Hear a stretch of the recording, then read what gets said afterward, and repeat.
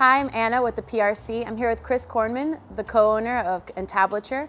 We're here on this lovely front porch to talk about the porch elements. Tongue and groove front porches and rear porches, and certainly balconies are something you would see all over New Orleans in historic homes.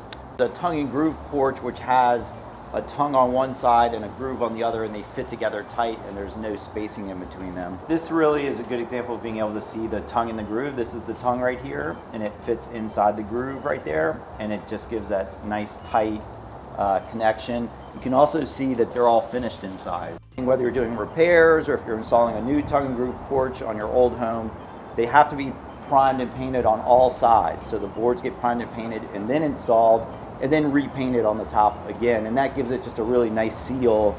Any water that gets in there is hitting a finished surface instead of raw wood. And you want also to have a slope to that porch, right? They need to be sloped so that any rain that gets on the porch sheds away from the house. Do you ever consider something other than wood? There are some very good synthetic or composite materials that are tongue and groove. They are approved by local historic districts in New Orleans. They're phenomenal because most people really can't tell the difference between wood and the composite material once they're finished, but they don't rot and they last a really long time.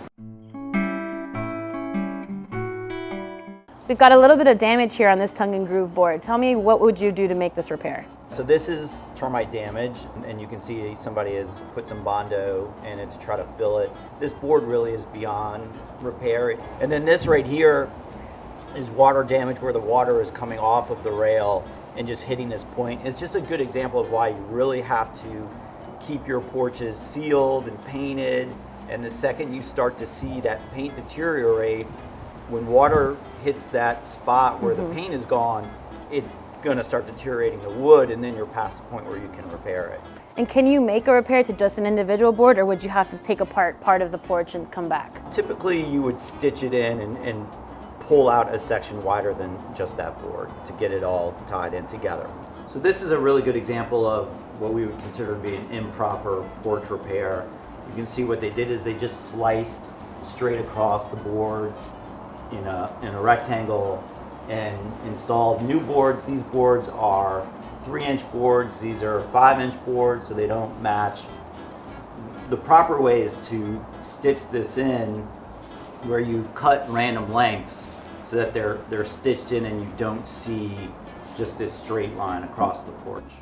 You don't really want a seam like that because that just makes an easy way for water intrusion too. Absolutely, that's right.